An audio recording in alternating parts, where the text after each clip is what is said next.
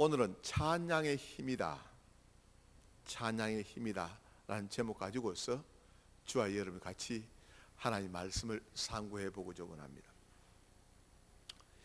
시편 33편 1절 말씀 보면 이런 말씀이 있습니다. 의인들아 여호와를 즐거워하라. 찬송은 정직한 자의 마땅히 할 도리라. 그런 말씀이 기록되어 있습니다. 찬양은 정직한 자의 마땅히 할 바라. 또 이사야서 43장 21절 말씀 보면 이 백성은 나를 위하여 지었나니 나를 찬송케 하려 함이라. 하나님께서 이스라엘 백성들을 지으신 목적이 무엇이냐? 찬양의 도구로 쓰시기 위해서 지었다는 말씀인 것입니다. 여러분들, 우리가 신앙생활 하면서 가만히 생각해 보십시다. 우리의 삶이 찬양의 삶이냐는 것입니다. 우리의 삶이 혹시 불평의 삶이진 않습니까? 원망의 삶이진 않습니까? 하나님께서 우리를 지으신 목적이 무엇이냐? 찬양의 도구로 쓰시기 위해서 저와 여러분들을 지으셨습니다. 에베소서 1장 말씀 가운데 보면 하나님께서 창세전에 우리를 예정하사 하나님의 아들이 되게 하신 것은 찬송케 하게 하려 하십니다. 우리 예수님께서 십자가에 달려 죽으심으로 말미암아 우리의 죄를 다 속해 주신 것은 우리를 찬송케 하기 위해서, 성령께서 우리를 갖다 인치신 이유가 무엇이냐? 찬양의 도구로 쓰시기 위해서 저와 여러분들이 이제 하나님의 자녀로 시험받았다는 사실인 것입니다. 여러분들, 우리가 신앙생활하면서 우리 자신들의 모습을 가만히 되돌아보십시다. 우리는 찬양의 삶을 살고 있는지 한번 되돌아보자는 말씀. 우리 성도들이 찬양의 힘이 얼마나 큰지 그것을 알고서 신앙생활을 해야 되겠다는 말씀인 것입니다. 여러분들, 미국의 로디 에릭슨이라는 수영 선수가 있었습니다. 이 수영 선수가 한 번은 이 다이빙대에서 다이빙을 하다가 그만 잘못 뛰어서 전신마비가 되고 맙니다. 손도 움직일 수 없고 발도 움직일 수 없고 전신마비가 되고 말았습니다. 그녀는 이렇게 생각합니다. 내 인생이 여기서 끝나는구나. 수영선수가 손도 움직일 수 없고 발도 움직일 수 없다면 그 인생은 한마디로 끝이라는 얘기인 것입니다. 혼자서 가만히 생각하니까 내가 어떻게 해야만이 하나님을 기쁘게 하고요, 하나님을 즐겁게 할 것인가. 손과 발은 움직일 수 없지만도 움직일 수 있는 게 딱 한 가지가 있었습니다. 그것이 무엇이냐? 입이었습니다.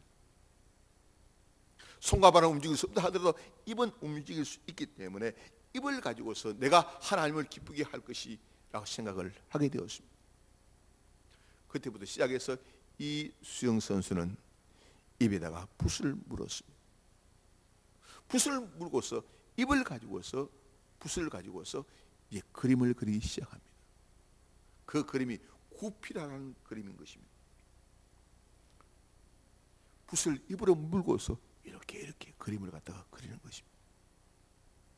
어떻게 하면 하나님을 기쁘게 할 것인가 생각해 보고 난 뒤에 손도 못 움직이고 발도 못 움직이지만도 입은 움직일 수 있기 때문에 입을 가지고서 그림을 그렸습니다. 어느 볼펜 회사에서 이 로린 에릭슨에게 제안을 했습니다. 당신의 얼굴을 갖다가 우리 볼펜에 좀 새겨놓고 싶다라고 이야기를 했습니다. 그때 이 로리슨은 이렇게 얘기합니다. 내 얼굴을 넣지 말고 PTL이라는 글을 좀 써달라는 것입니다. PTL.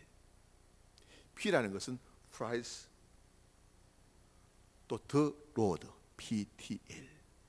하나님을 찬양하라. 나는 지금 손이 마비되고 발이 마비되었지만도 나는 지금 하나님을 찬양하는 자리에 설 수 없지만도 손이 건강하고 발이 건강한 사람 다들 하나님을 찬미하기 원한다는 그 마음 가지고서 볼펜에다가 PTL이라는 글을 갖다가 이제 새겨달라고 부탁을 했다는 것입니다. 여러분들,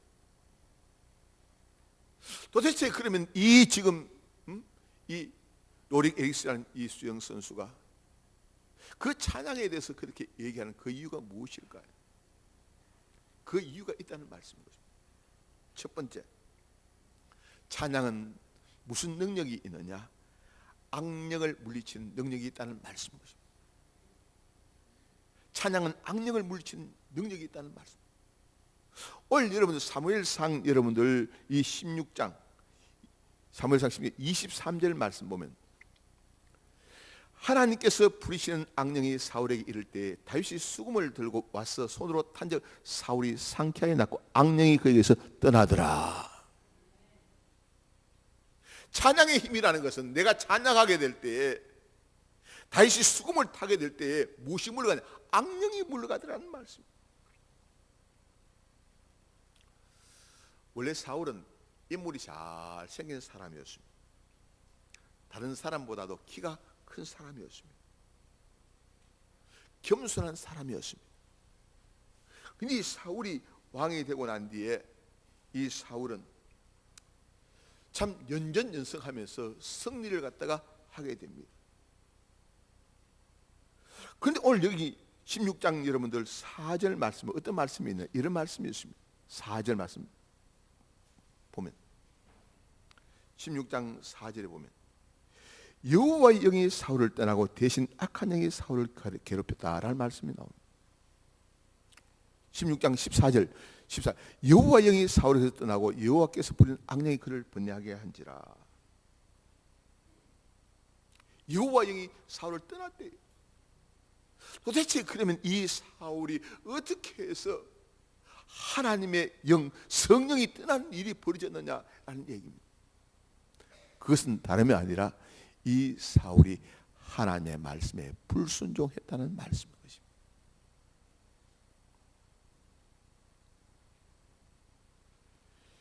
사울과 하면 이스라엘 백성들 블레셋과의 전투를 갖다가 앞두고 있습니다. 근데 사울은 마음이 바빴습니다. 빨리 제사 드리고 전쟁터에 전쟁을 해야 되겠다는 생각을 했습니다. 근데 제사를 드리고 전쟁터에 나가야 되는데 사무엘이 오질 않습니다. 기다려도 사무엘이 오지 않은 그의 조급한 마음 속에서 사울이 자기가 제사를 갖다가 이제 드리고서 전쟁터에 나가버립니다. 왜 그러냐? 이 사울 왕은 자꾸 병력들이 자꾸 뭐라고요? 자꾸 흩어지는 일이 벌어졌습니다. 블레셋과의 전투를 앞두고 난 뒤에 왠지 불안한 마음이 생긴다 나머지 이스라엘의 군대들 가운데서 한 사람 한 사람 그 진영에서 떠나는 일이 벌어지니까 빨리 지금 이제 전쟁터에 나가서 승리해야 되겠다는 그 생각을 가지고서 이제 사울이 자기 자신이 제사를 집례하게 되었습니다. 원래 제사라는 것은 레위 지파 아론의 후손이 제사장되어서 제사장을 집례하게 되었는데 하나님의 말씀을 거역한 사람이 이 사울 왕이 되고 말았습니다. 또 우리가 잘 알듯이 이 사울 왕이 아말렉과의 전투에서 모든 전리품들을 갖다가 다 진멸하라고 했는데 이 사울 왕은 진멸하지 않았습니다. 아각 왕과 살찌고 통통한 양과 소를 갖다가 별도로 챙겨두었습니다. 다시 말해 사울 왕은 불순종하는 사람이 되고 말았습니다. 그러다 보니까 불순종한 이 사울에게서 하나님의 영이 떠나게 되는 일이 벌어지고 말았다는 말씀인 것입니다. 우리가 신앙생활 하면서 내 판단, 내 생각, 내 지혜, 내 깨 가지고 내가 신앙생활하는 하나님께서 기뻐하지 않습니다. 여러분들 하나님께서는 여러분 사무엘상 16장 여러분들 1절 말씀은 이런 말씀이 있습니다. 여호와께서 사무엘에게 이르시되 내가 이미 사울을 버려 이스라엘 왕이 되지 못하게 하였거늘. 불순종한 이 사울을 하나님께서 버리셨다고 말씀하고 있습니다. 또 여러분들 사무엘상 15장 여러분들 어디 보시면 11절 말씀 가운데 보면 이런 말씀 내가 사울을 왕으로 세운 것을 후회하노니 15장 11절 말 후회한다. 왜 그렇습니까? 다른 것 아닙니다. 하나님의 말씀 놔두고 제 멋대로 행동하고 제 생각대로 행동하는 이 사울을 하나님께서는 함께하지 않으셨다는 말씀인 것입니다. 여러분들, 참 안타까운 것은 이 사울 왕이 하나님의 말씀에 불순종하고, 그러니까 악령에 지금 지배받아서 생활하고 있습니다. 그런데 이 다윗이 와서 수금을 타게 되니까, 찬양을 하게 되니까 누가 물러나간다고요? 악령이 물러가는 일이 벌어지고 말았습니다. 여러분들, 찬양의 힘이라는 것은 다른 것 아닙니다. 내가 찬양하게 될 때 악령이 물러가는 역사가 일어난다는 말씀인 것입니다. 여러분들이 힘들고 어려울 때, 여러분들이 참 찬양하게 될 때 여러분들의 기쁨이 넘쳐나게 될 것이고, 찬양하게 될 여러분들 마음속에 평강이 찾아오게 될 것이고, 찬양할 때 여러분들의 감사가 찾아오는 일이 벌어질 줄 믿습니다. 왜 그러냐? 이 찬양이라는 것은 하나님을 인정하는 것입니다. 예배라는 것은 하나님을 인정하는 것입니다. 헌금 드린다는 것은 하나님을 인정하는 것입니다. 여러분, 잠언서 3장 6절 말씀 보면 너는 범사의 그를 인정하라, 그리하면 내 길을 지도하시리라고 되어져 있습니다. 여러분이 찬양하게 되면 하나님께서 뭐라고 기뻐하신다는 말씀인 것입니다.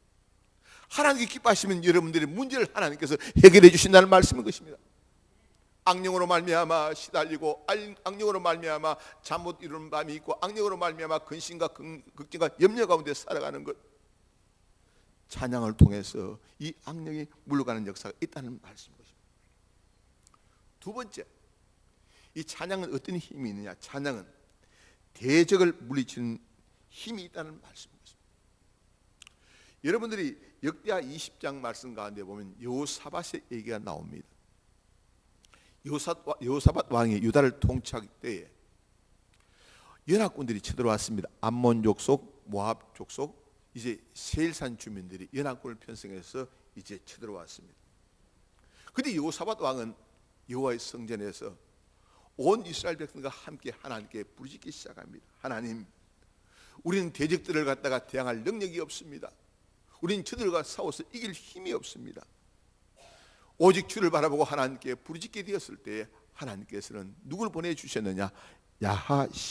야히시엘이라는 이 선지자를 보내주었습니다.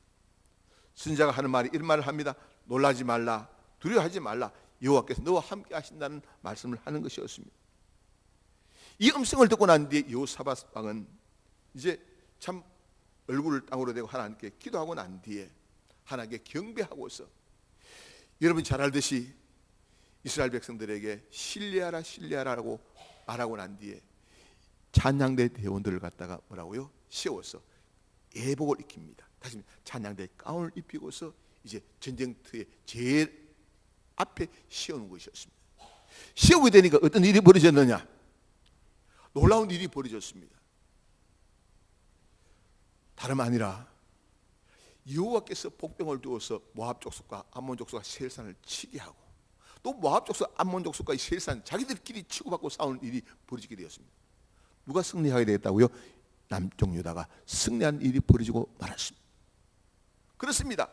찬양의 힘인 것입니다. 여러분이 찬양하게 될 때 우리 앞에 있는 대적들이 물러간다는 말씀인 것입니다. 우리는 우리 앞에 대적이 있다고 해서 우리는 기죽지 말고, 우리는 찬양하면서 모든 것을 이겨내는 믿음의 사람들이 다 되어야 되겠다는 말씀인 것입니다. 세 번째 생각해 보면 찬양의 힘이라는 것은 다른 게 아니라 닫힌 문을 열게 하는 힘이 있다는 말씀인 것입니다. 닫힌 문을 열게 하는 힘이 있습니다. 내 발에 묶여진 차쿠가 풀려지는 힘이 이 찬양의 힘 가운데 있다는 말씀인 것입니다. 사도행전 16장 25절에서 26절 말씀 가운데 보면 바울과 실라가 2차 전도 여행 기간 중에서 빌보 감옥에 갇히게 됩니다. 자, 갇힌 이유는 다른 것 아닙니다. 귀신 들린 여종에게서 귀신을 쫓아내어 줬다는 것 때문에, 참 이 여종의 주인이 바울을 고소한 나머지 빌보 감옥에 갇혔습니다. 매를 많이 맞았습니다. 이제 발에는 차고가 채였습니다. 감옥에 집어넣었습니다. 그런데 바울과 실라가 그 감옥에서 찬송하고 기도하는 것이었습니다. 찬송하고 기도할 때 갑자기 큰 지진이 일어나서 옥토가 움직이기 시작합니다. 닫혔던 문이 열려지게 되었습니다. 모든 사람의 발에 묶였던 차쿠가 풀어지는 일이 벌어지고 말았습니다. 여러분들, 이 찬양이라는 것은 닫힌 문을 여는 힘이 있더라는 말씀인 것입니다. 우리가 살아가다 볼 것은 경제적인 문제로 말미암아 어려움을 당하고, 육신의 질고로 말미암아 어려움을 당하고, 사업의 여러 가지 문제로 말미암아 어려움을 당하고, 가진 어려움을 당할 때 내가 그 자리는 바로 하나님께 기도하는 자리요, 그 자리는 바로 하나님께 찬양하는 자리라는 사실을 깨닫고서 찬양하고 기도하게 될 때에 묶여진 착고가 풀려지고, 이제 매여있는 그들이 다 벗겨지고 닫힌 문이 열려지는 역사가 있다는 말씀인 것입니다. 여러분들, 이 찬양의 힘이라는 것은 놀랍습니다. 어렵고 힘들 때 여러분들이 하나님을 찬미하는 그 순간 하나님께서 그 찬양을 기뻐 받으시고 저와 여러분들의 모든 문제를 다 해결해 준다는 말씀인 것입니다. 솔제니친이라는 러시아 유명한 작가가 있었습니다. 이 유명한 작가는 시베리아 정치범 수용소에서 11년간 복역을 하게 됩니다. 복역하는 가운데서 암이 걸려서 다 죽게 되었습니다. 그때 예수 그리스도를 영접하고 난 뒤에 구사일생으로 하나님의 은혜 가운데서 육신의 질병 고침받게 됩니다. 고침받고 난 뒤에 이 솔제니친이 이제 참 나와서 수용소 군도라는 그 책을 갖다가 집필하게 됩니다. 이 수용소 군도라는 책을 집필하는데 이 수용소의 그 참상을 갖다가 일일이 다 지금 이제 써서 그 글 때문에 노벨 문학상을 갖다가 수상하게 됩니다. 그런데 이 솔제니친이 이런 고백을 했습니다. 나에게 수용소의 고통이 없었다면, 수용소의 아픔이 없었다면 노벨 문학상을 타지 못했을 것이다. 그런 이야기를 했습니다. 다시 말씀, 역경 중에 감사하고 역경 중에 찬양했던 것이 뭐냐? 고난 가운데서 주를 바라보기 때문에 가능했다는 말씀인 것입니다. 마찬가지입니다.